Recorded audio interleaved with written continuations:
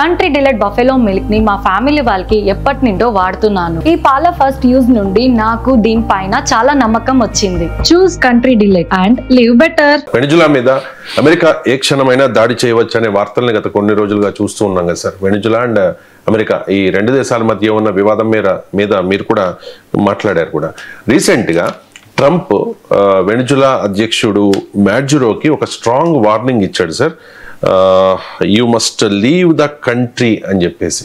ఏంటి sir Venezuela విషయంలో Trump వ్యూహం ఏంటి? ఇప్పుడు వెనిజులా ప్రెసిడెంట్ మదురావు చేసినల్లా కరెక్ట్ నేను ఏమంటలేను. ఆయన పైన కూడా ఆరోపణలు ఉన్నాయి. ఎలక్షన్స్ రిగ్గింగ్ చేశాడని, ఎకానమీని కొలాప్స్ అయిందని ఆయన పైన ఆరోపణలు ఉన్నాయి. కానీ వెనిజులా ప్రెసిడెంట్ గా ఎవరు ఉండాలన్నది ట్రంప్ డిసైడ్ చేస్తారు. Who is Trump to tell Venezuela president should leave?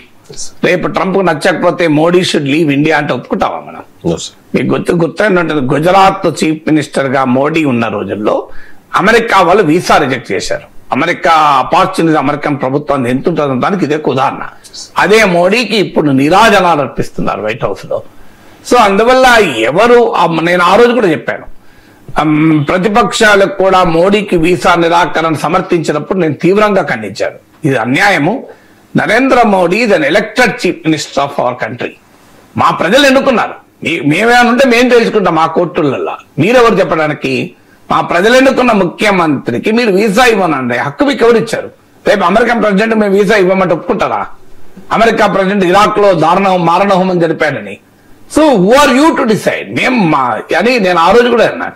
అందువల్ల మనం ఒక దేశము సావరన్ కంట్రీ, యునైటెడ్ నేషన్స్ లో ఒక బేసిక్ సావరనిటీ. అంటే మదురావ్ షుడ్ లీవ్ వెనిజులా అంటే ఎందుకు? Because American multinationals want to exploit. వెనిజులాలో పెద్ద ఎత్తున అనేక రకాల సహజ వనరులు ఉన్నాయి. One of the world's largest hydrocarbon reserves ఉన్న దేశం అది. అందువల్ల మీకు ఎక్కడైతే చమురు సంపద ఉంటుందో అక్కడ ప్రజాస్వామ్యాన్ని అమెరికా సహించదు. అక్కడ స్వతంత్ర ప్రభుత్వాన్ని అమెరికా సహించదు. ఇలా సౌదీ అరేబియాలో అమెరికా ఏం చేస్తోంది? ఇరాన్ లో ఏం చేసింది? ఇరాన్ లో ఆయిల్ ఉంది కనుకనే కదా ఇరాన్ పైన దాడి. ఇరాక్ లో యుద్ధం ఎందుకు చేసింది? సో అందువల్ల మీకు వెనిజులా నుంచి మదురావు వెళ్ళిపోతే వెనిజులా సహజ వనరులను తాను క్యాప్చర్ చేయొచ్చు అనేది అమెరికా లక్ష్యం. అందుకే వెనిజులా అపోజిషన్ లీడర్ కు నోబెల్ ప్రైజ్లు వస్తాయి. వెనిజులాలో ఎలక్టెడ్ ప్రెసిడెంట్ కాదు, అపోజిషన్ లీడర్ ప్రెసిడెంట్ గా మేము గుర్తిస్తామంటారు. అందువల్ల వెనిజులా ప్రజల నిర్ణయాన్ని అమెరికాకు అవుట్ సోర్స్ చేసుకుంటోంది బలవంతంగా. నేను డిసైడ్ చేస్తా మీకు ఎవరు ప్రెసిడెంట్ గా ఉండాలని. పోనీ నిజంగానే వెనిజులాలో ప్రజాస్వామ్యం కొరకు ఇలా చేస్తోంది, అక్కడ అరాచకత్వం రాజ్యం ఏలుతుంది, నిరంకుశత్వం ఉంది గనక ప్రజల్ని రక్షించడానికే చేస్తుందని అనుకుందాం. ఆఫ్ఘనిస్తాన్ లో ఏం చేశారు? ఆఫ్ఘనిస్తాన్ లో యుద్ధం చేసి తమ అనుకూల ప్రభుత్వాన్ని 20 ఏళ్లు నడిపి తర్వాత తాలిబాన్లకే ఆఫ్ఘనిస్తాన్ వదిలేసి గుడ్ తాలిబాన్ బ్యాడ్ తాలిబాన్ ఇలా బయటకు వచ్చి ఇలా పరిస్థితి మార్చారు కదా. సిరియాలో ఒకప్పుడు మీరే తీవ్రవాదిగా ప్రకటించి $1 కోటి బౌంటీ ప్రకటించారు. అల్ షరా వైట్ హౌస్ లో ఘనమైన స్వాగతం పలికారు కదా. మీ అమెరికా దేశంలోనే ఉన్న ఒక న్యూయార్క్ నగర ప్రజలు ఎన్నుకున్న జోహర్ మమ్దానీ కోమో శత్రువయ్యాడు ట్రంప్ కు. అల్ ఖైదా, ఐసిస్ తో సంబంధాలున్న తీవ్రవాది అని అమెరికానే ప్రకటించిన సిరియన్ ప్రెసిడెంట్ అల్ షరామో ఫ్రెండ్ అయ్యాడు. ఎంత దారుణం చూడండి. ఎలక్టెడ్ ప్రెసిడెంట్ ఆఫ్ పాకిస్తాన్ ఏమైనా అసీం మునీర్, చేతి నిండా రక్తం మరకలతో ఉన్న అసీం మునీర్ మీకు ఒక గొప్ప ఆతిథ్యాన్ని ఇచ్చారు కదా. ఇలా ఇరాక్ లో వెపన్స్ ఆఫ్ మాస్ డిస్ట్రక్షన్ అంటే జన విధ్వంసక ఆయుధాలు ఉన్నాయని చెప్పి మీరు వెళ్లి సద్దాం హుస్సేన్ చంపారు. ఇరాక్ లో ఏ ప్రజాస్వామ్యాన్ని తెచ్చారు? ఇరాక్ ఏమైనా డెవలప్డ్ కంట్రీ అయిందా? 3-4 దశాబ్దాలు అయిపోయినాయి కదా. ఇరాక్ వార్ ఫస్ట్ వార్ జరిగింది 1991 కదా. మీకు ఇరాక్ వారు జరిగింది. మీరు ఏం చేయగలిగారు ఇరాక్ లో? లిబియాలో ప్రజాస్వామ్యాన్ని తెచ్చారా? అసలు అమెరికా ఆపరేషన్లలో ప్రపంచంలో ఏ దేశంలో ప్రజాస్వామ్యం మనగడ సాధించింది? ఉదాహరణ చెప్పండి. అందువల్ల it is clear case of exploiting our దేశ రిసోర్సెస్.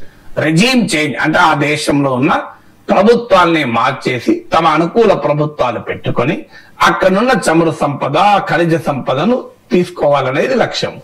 ఎందుకంటే అమెరికానే ట్రంప్ చేస్తున్న, ప్రపంచమంతా చేస్తున్న పని అదే కదా. ఉక్రెయిన్ లో కూడా చేస్తున్నది మినరల్ డీలే కదా. సో అందువల్ల వెనిజులా మా అధ్యక్షుడైన మధురావు మంచివాడా చెడ్డవాడా వేరే చర్చ. వెనిజులా భవిష్యత్తును అక్కడ ప్రజలు నిర్ణయించుకుంటారు. ఇక ఆ మనిషి ఒక ఆపరేషన్ చేయాలనుకున్నప్పుడు ఏం చేస్తారు? ఇప్పుడు సద్దాం హుస్సేన్ చంపాలనుకున్నప్పుడు సద్దాం హుస్సేన్ చేసిన పాపం ఏంటి అంటే యూరోల్లో ఆయిల్ ట్రేడ్ మొదలు పెట్టాడు. అది భరించలేకపోయారు, డాలర్లకు నష్టం జరుగుతుంది అని. ఇరాన్ తో యుద్ధం అప్పుడు అమెరికానే సద్దాం హుస్సేన్ సపోర్ట్ చేసింది. సద్దాం హుస్సేన్ తన ఆయుధాలు లేవంటే మేమే కదా ఇచ్చింది, లేకపోవడం ఏంటి అని అమెరికా అన్నది. సో అలా పరిస్థితి ఏంటి? అదే సద్దాం హుస్సేన్ ఎప్పుడైతే తన ఆయిల్ ట్రేడ్ ఇంట్రెస్ట్లకు విరుద్ధంగా తిరిగాడో ఆయన అంతా చేసింది. అందువల్ల ఇరాక్ లోనైనా ఎక్కడైనా అమెరికా ప్రభుత్వ వైఖరి ఏంటి అంటే తమ ఎకనామిక్ ఎక్స్ప్లాయిటేషన్, తమ ఆర్థిక దోపిడీకి ఉపయోగపడే ప్రభుత్వాలు ఉండాలి. సౌదీ అరేబియాలో అలాంటి రాజులు ఉండాలి. మీకు అలాంటి వాళ్ళుంటే అల్షరా ఆయన తీవ్రవాదైనా మనకు స్నేహితుడే, అసీం మునీర్ లాంటి దుర్మార్గుడైన స్నేహితుడే. కానీ తమకు నచ్చకపోతే అక్కడ డ్రగ్ కార్టెల్, ఇప్పుడు వెనిజులా ప్రెసిడెంట్ పైన ఏంటి మత్తు పదార్థ డ్రగ్స్, అమెరికాలో డ్రగ్స్ పెద్ద ఎత్తున పంపిస్తున్నాడని. కానీ డ్రగ్స్ అందరికీ తెలుసు, ప్రపంచ కొకైన్ క్యాపిటల్ కొలంబియా. మరి కొలంబియా మీద ఏం చేస్తలేడే ట్రంప్? సో ట్రంప్ యొక్క అమెరికా విధానం అది. ఇప్పుడు ఒక దేశాన్ని కొట్టాలనుకున్నప్పుడు అటాక్ చేస్తారు. ఇప్పుడు ఉక్రెయిన్ వారికి మోడీ కారణం లేదా? ఉక్రెయిన్ వారికి మోడీ కారణం ఇండియానే రష్యన్ ఆయిల్ కొంటుంది. ఎంత అబద్ధమని! రష్యన్ ఆయిల్, రష్యన్ గ్యాస్ ఎక్కువ కొంటున్న China. 51% of Russian LNG exports మీకు యూరోపియన్ నిండిపోతున్నాయి. అయినా కూడా భారత్ పైన, మోడీ పైన అబాండాలే లేదా? అందువల్ల ఎక్కడైనా ఈ వైఖరి. అందువల్ల ఒక దేశం స్వతంత్ర దేశం, ఆ దేశంలో ఎవరు అధికారం ఉండాలో ఆ దేశ ప్రజలు నిర్ణయించుకుంటారు కదా.